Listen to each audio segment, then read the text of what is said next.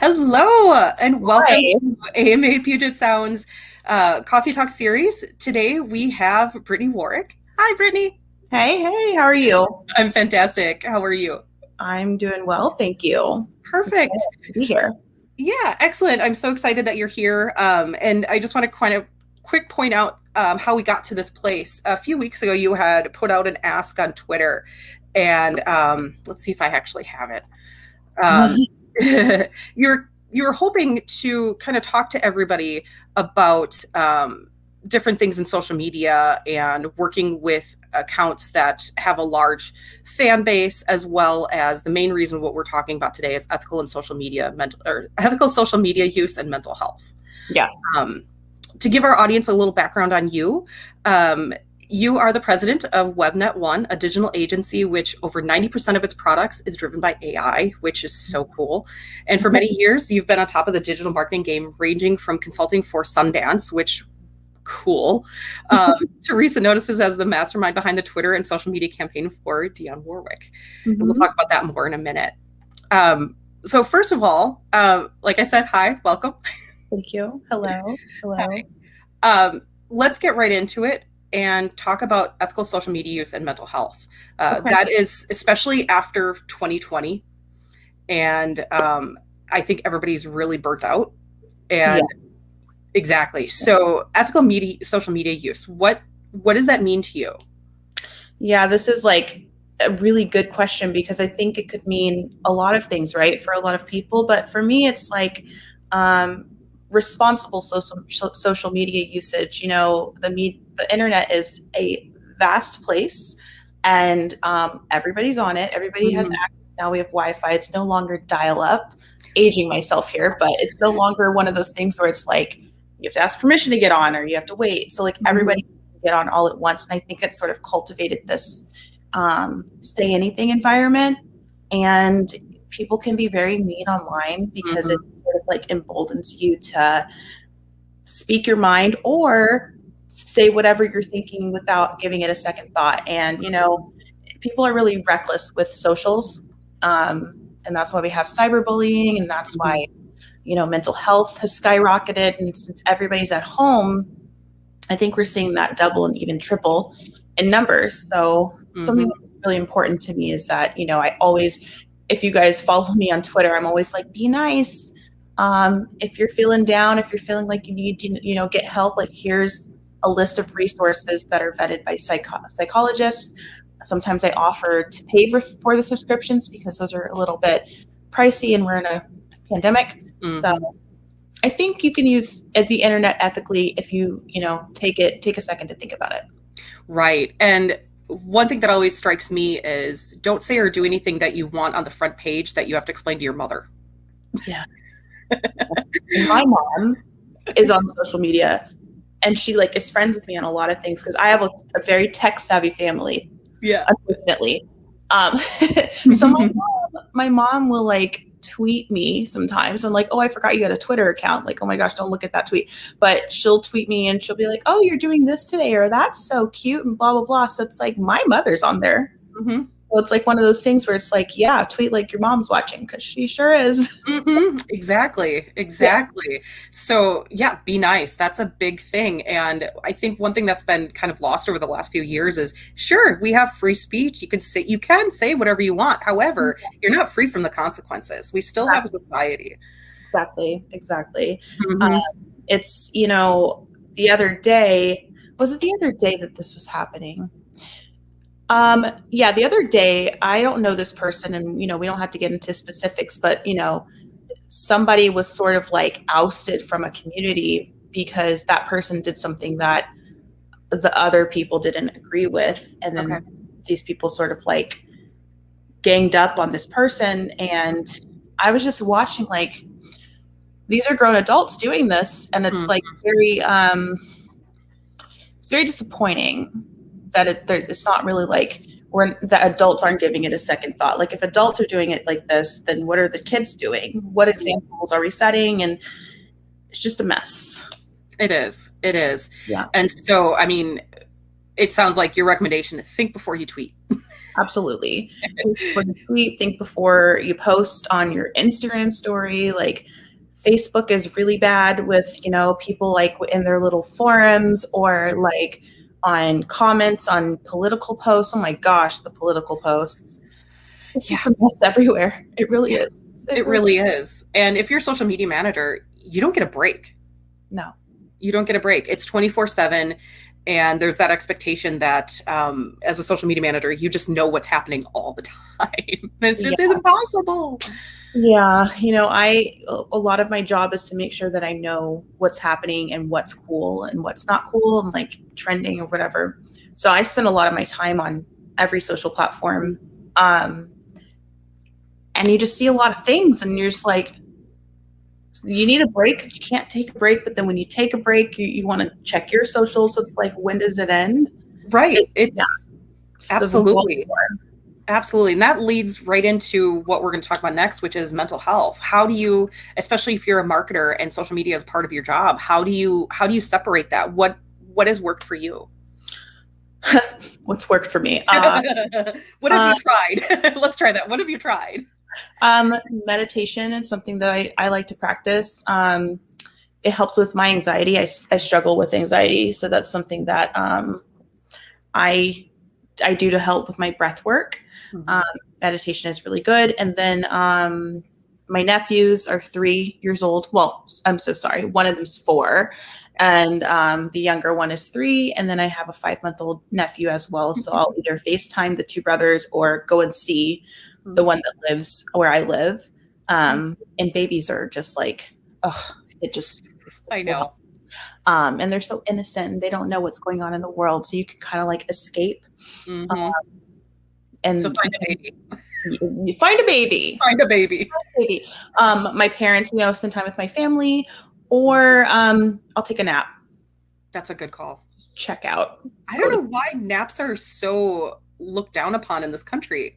Like if we lived in Spain, we'd get a 2-hour nap. It'd be great. I'm a nap advocate. If you feel like you're going to be mean online, go to sleep. Mm-hmm. If you feel like you're hungry or whatever, just go sleep. Go to sleep is like it's my motto. Go to sleep. Yeah. With our kids, it's have you had water today? Yes. Oh, hydrate. Yes. Definitely. Hydrate. Yeah.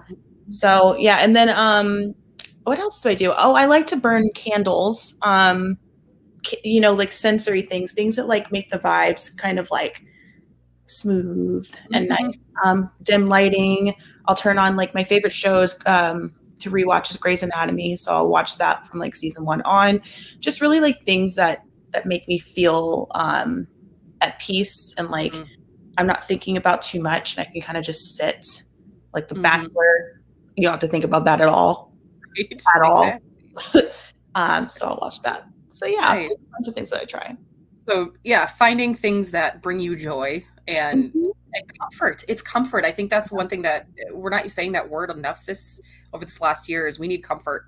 We need, and that's really where I think a lot of people are struggling is just trying to reach out for those little things that make you feel safe. And with things so up in the air. A lot of people are looking for that. So those are really good. Find a baby and then meditate and drink water. Yeah. Don't go out and have babies. I'm not promoting that. I'm not promoting. No. Just go find one. Find a baby. There we go. Yes. Find a baby and so the consent is there. And then have fun and play games. Give the parents a break. Yeah. Oh, yeah. I had twins, so any break a parent can get. Oh, yeah. Okay. Yep. I feel it. They're 11 now, so they're fine. Oh, okay. They're not like toddler twins. Okay. No, we're past that. They're big enough, they still snuggle, which is fantastic. Oh, good. Well, you got like 1.5 more years of that. So I know. Well, and they're not going to want to, and plus they're going to be too big. They're my height now. I'm 5'4". They're pretty much my height. Yeah. That's funny. So that's stressful. No. Yeah. So kind of talking about this mental health, as the president of a company, this is not a question I had, but I'm glad we're kind of going here is when you have people working for you and you believe in mental health, how do you express that to your employees? How do you enforce it? Not enforce it, but how do you give them space for it? I'm sort of like, I joke around and that line in Mean Girls. It's like, I'm not a regular mom. I'm a cool mom. Mhm. I'm I not a said it regular yesterday. I'm a cool boss. Yeah, exactly. Exactly. I like to make sure I like to establish the line of communication right at the beginning. Like, if you need a mental health day, let me know. You don't have to Mhm. like beg me for one. Shoot me a text. Take the day off. You know what I'm saying? Um, I like to offer subscription choices, therapy, resources. Um, I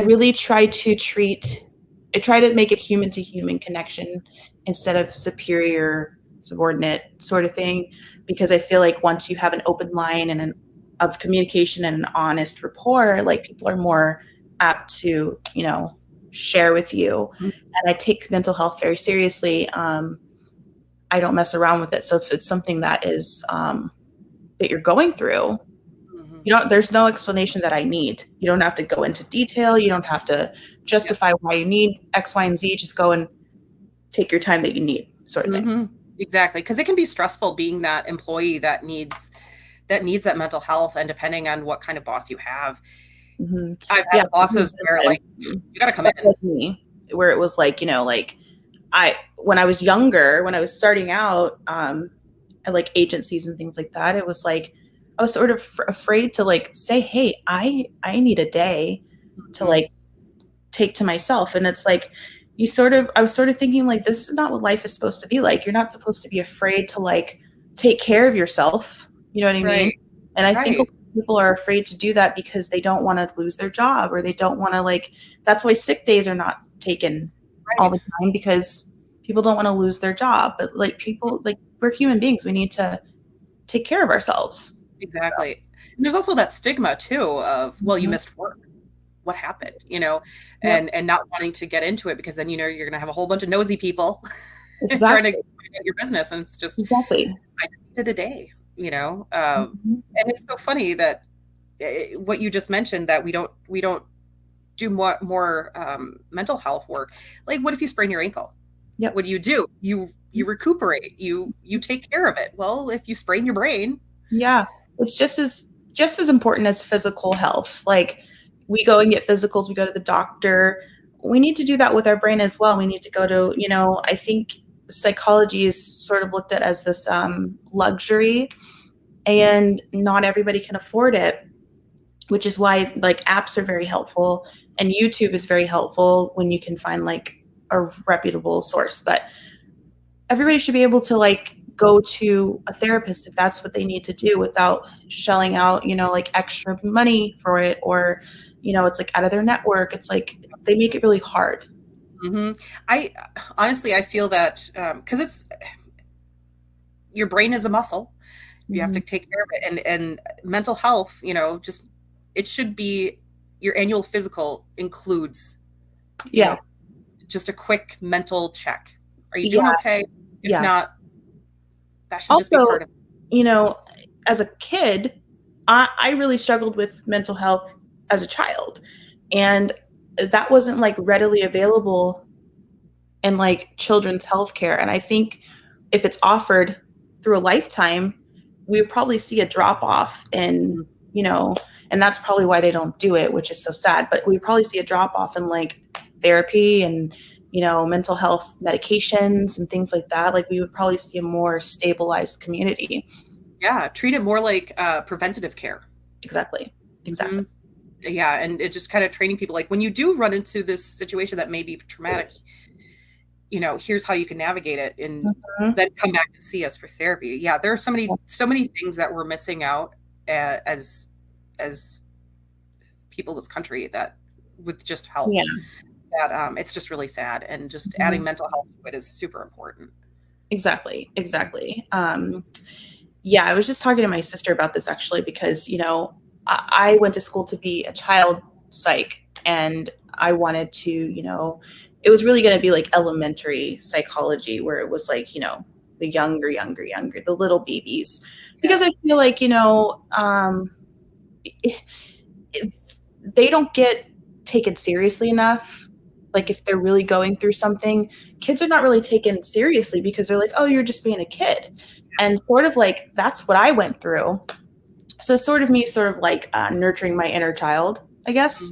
Where it was like, well, and God bless my parents. They didn't know, they were young parents, but when I got older, I got the help that I needed and everything's okay now. But I want to be that mentor, that guide for kids. And that's what I went to school for. But now I'm in socials. So yeah, exactly. But you can still be a proponent for it, an ally for it. So yeah. Using your platform, your social platform, to promote it, I think is very much needed right now. So I appreciate that you are doing that, and you're bringing it to the forefront, and other people are taking that and they're bringing it to their networks too. So I think you've started something really important. That makes me happy. That makes me so happy. Yeah, awesome. Let's spread it out. Yeah, exactly. Human. Let's let it. We're allowed to be human. We're exactly. We are human. That's the thing. And we should start acting like it. I think the pandemic also, like, silver lining. I know it's a terrible, awful, terrible, horrible thing, but I think a lot of people are really focusing on like their mental health care now. They have time to pause and think, and like a lot of people have had time to rest. Yeah. And they're like, wow, like I needed to sit down for a second. Yeah. And finding out your priorities too. This is really kind of pushed us to like what really matters. What can just be left away. So out of the very few things that were good about all of this, I think this has been important too. And it's shined a light on so many things, and bringing back to mental health and how important it is. Definitely. I agree with you. Yeah. I think, we're also finding that we don't really need to like go to work. Like everybody's sort of like able to work from home because we're adults, and we don't need, like, we can have meetings through Zoom or whatever it is, or on the phone like a normal human being. Like you know what I mean? Like we used to do.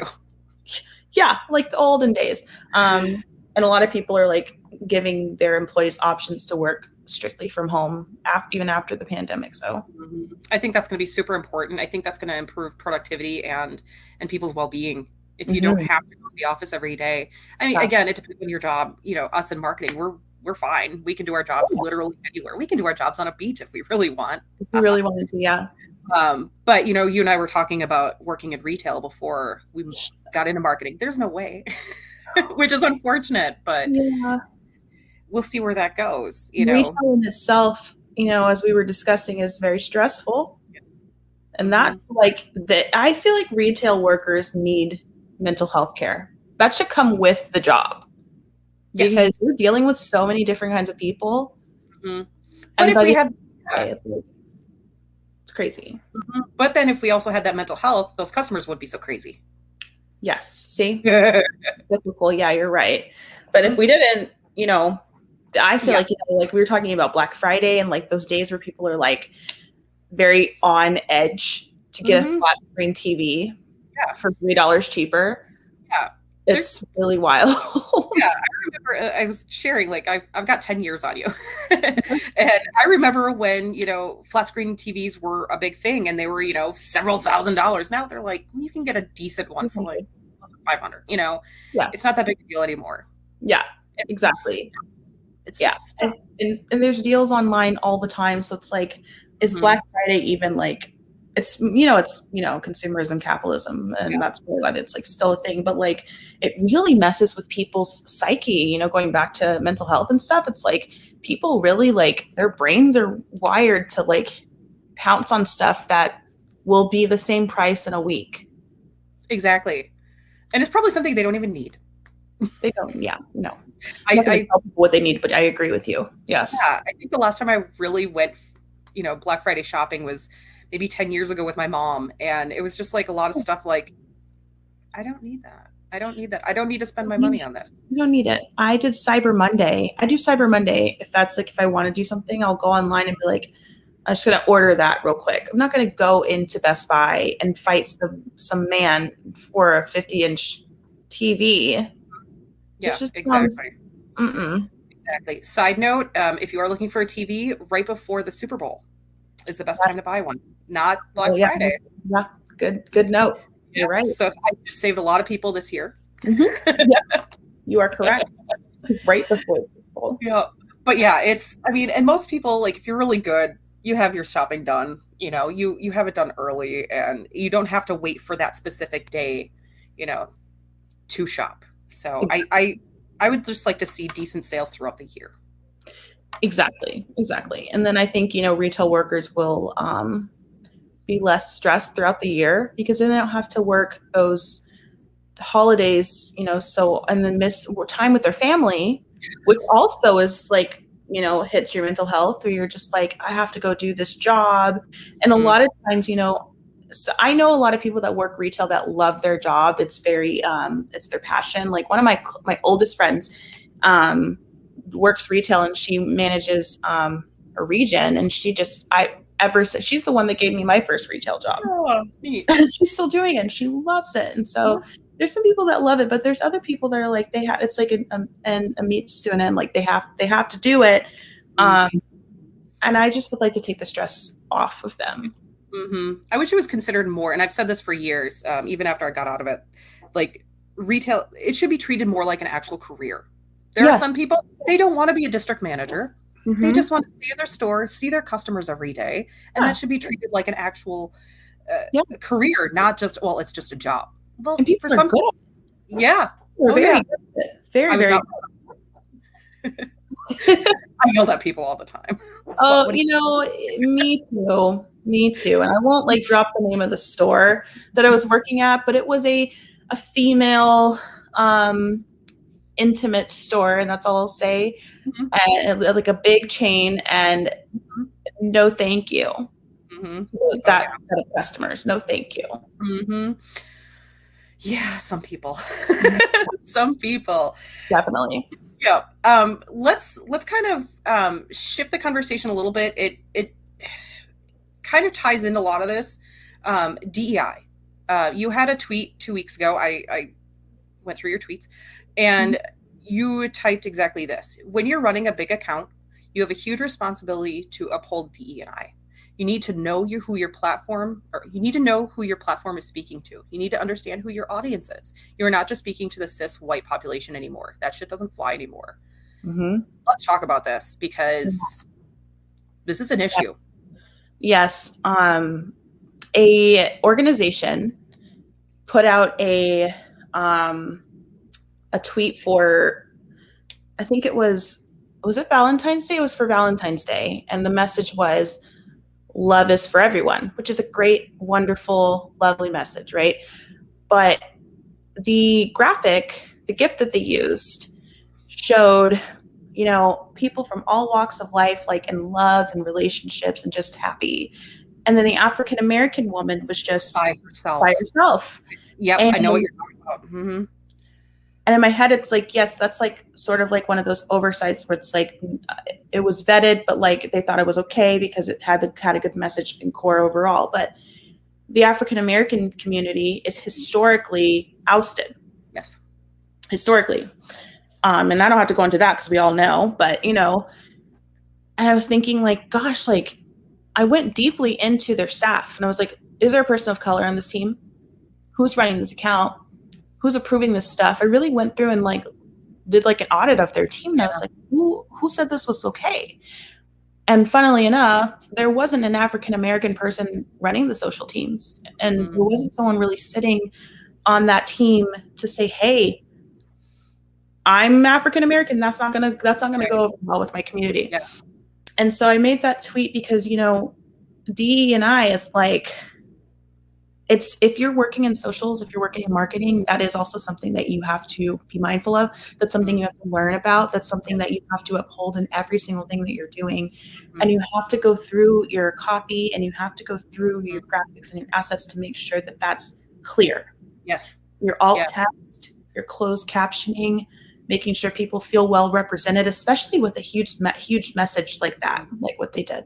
Yeah. Yeah. You can go through and comb through your work and make sure that that's okay. And, I did say, like the cis white population, it's not like back in the 50s and 60s and even the 90s, I would say. It's Yeah. like, we're marketing towards white people, straight white people. And if anybody else catches something from this, then good, but that's not our core audience right now. Yeah. Even down to Barbies. We didn't get, multicultural Barbies until recently, which is wild to me. I didn't see a Barbie that looked like me for a long time. Yeah. I didn't see a Disney princess that looked like me until Tiana. Right. And so taking those things into consideration, it's like that one tweet, like to someone who isn't Black, African American, or working in our industry, it sort of is like, oh, it looked fine to me. You guys are just nitpicking. But no, it's really, if you looked at the comments and you looked at the quote tweets, you would see the vast majority as the African American community saying like, what's up with this? Yeah, absolutely. That's what I noticed that when before I saw any comments, like, why is she by herself? Exactly. Why is she by herself? Like, why? First of all, why is anybody by themselves? And second of all, why is particularly this woman? Like, and not even just by herself, she was hugging herself, like, and I'm just like, it really just hits the eye wrong. Like, what? Like, who was upset this? And then they came back and did an apology tweet. Oh, did they? There was no apology in it. There's no apology. They said something like, we heard what you said and we decided to take it down. And everyone was like, are you sorry? Like, what do you mean? Like, did you learn from it? What are you talking? You know what I'm talking about? Like, yeah. So context, text, D&I, the graphics, the assets, all of it matters. You need to like look at that stuff. Yeah, absolutely. I'm going to kind of show something I did wrong a few years ago. I was working for a parent teachers association and I was writing out the annual report. I was picking out the stock photos, and my thought process, I was thinking, okay, I need to find a picture of cute kids. Cute kids being cute, doing something cute. That was the only thing that was told to me. So I went through all the stock photos and my focus was, what are the kids doing? Not what the kids look like. What were the kids doing? Yeah. And so I went back to the executive director. I had the 3 different photos picked out, and she looked at me, and she was she white like me, and she looked at me and she's like, what did you do wrong? I'm like, I picked out pictures of kids, and she's like, look at them. What do they all have in common? I'm like, oh, yes. So yeah, that just like, because my focus was not on the right thing. I was focused more on the activity of the children rather than the children themselves, which was not my fault. And from there, obviously, it's in my head all the time. Like, who cares what they're doing in the picture? Who are the people in the picture?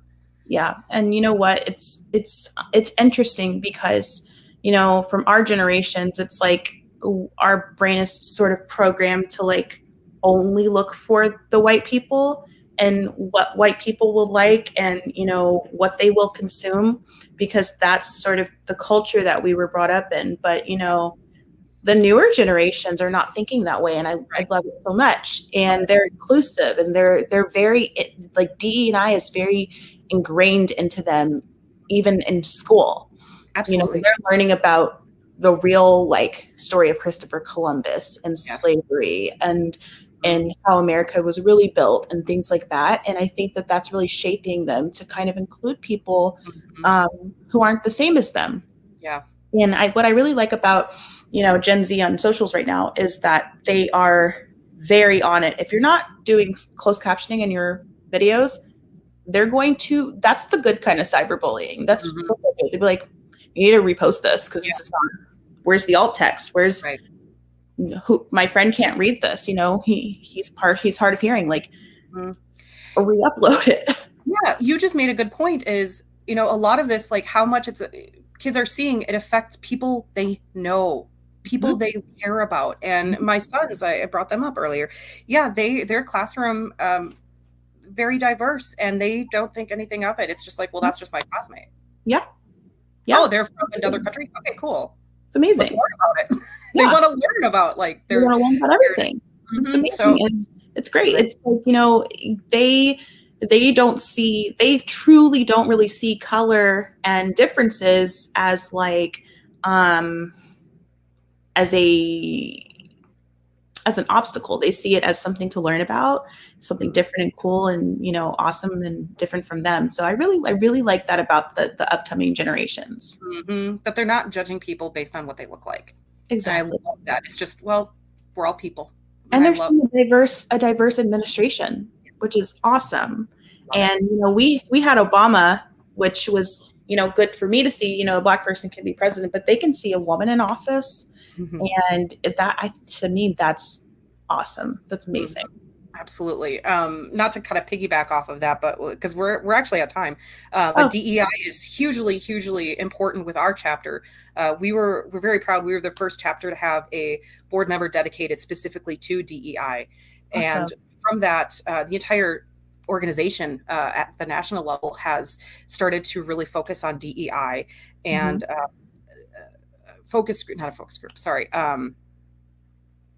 an advisory group have created DEI pledge. So I think almost every chapter has signed the DEI pledge. And that is something that is super important to all of us within the organization. And so proud of the work that's been done and how much it's really affected. And because it's important, it's just important in every organization.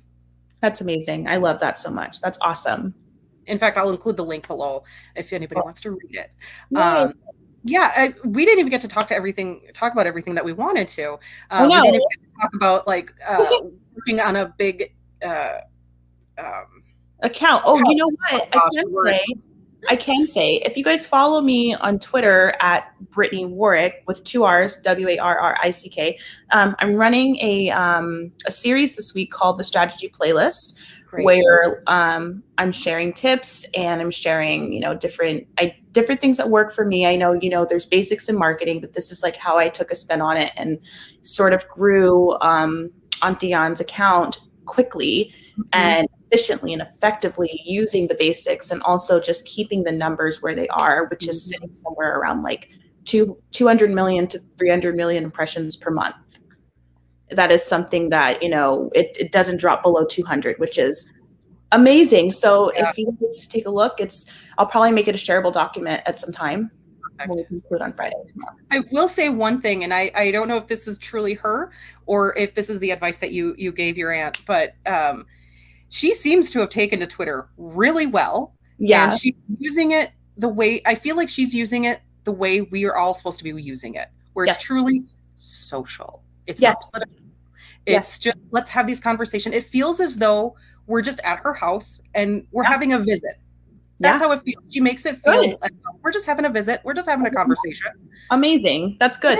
That's part of the conversation that I had with her. It was like, you know, that's in the strategy. I don't want this to be an account that's like, I'm Dion Warwick. Because like, we know. Yeah. Who are you though? And that is part of like, what I really wanted to convey and have that vibe set. So I'm so glad that that's, you know, coming across and she is doing well. She uses Twitter like I use Twitter because I taught her how to do it. I'm like, did you use a GIF? What GIF did you use? She's really good at GIFs. So it's one of those things where it's like, I'm really proud. Yeah. And I love how she just reaches out to people and just like, okay, what's this about? I love that. And just, that's the way it should be. Yeah. And I need to take a lesson from the both of you. So it's so cool. If you don't know who Dion Warwick is, where have you been? Come on. Seriously.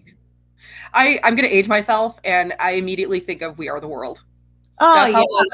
I mean, I think everyone, right? Like, before We Are the World, Say a Little Prayer, San Jose, like it's really a staple. It's really one of those things where it's like, it doesn't matter how old you are. Yeah, exactly. I remember the video when it was released and my mom just getting really giddy as the camera kept panning out. Like, oh, that's so-and-so. Oh, that's so-and-so. Yeah. Yeah. And like, people are like, oh, cool. You know, I was like 4. So yeah. Really cool. So I love the fact that she took your advice and she's doing it so well and we can all learn from her. Oh, good. I'm happy to hear that. Thank you so much. I appreciate that. Yeah. Is there anything else before we sign off? Is there anything else that you want to share with the audience? Anything you're promoting? Anything else besides your project this week on Twitter? Is there anything else that you want people to know? Really, the message that I want to leave is to just think twice before you're saying anything on the internet. Make sure that you're taking into consideration people from different walks of life that don't look like you, speak like you, think like you. If you're posting stuff, try to use alternative text, and that's a Googleable term. Closed captioning on your videos, like really try to make it a more inclusive place. It really starts with just one person. And set that example. Perfect. That sounds awesome.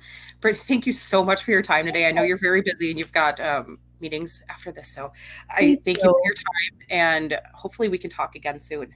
Yes. Thank you so much for having me. It was really fun. Absolutely. Well, thank you. And I hope everybody has a great rest of their day. Bye. Bye.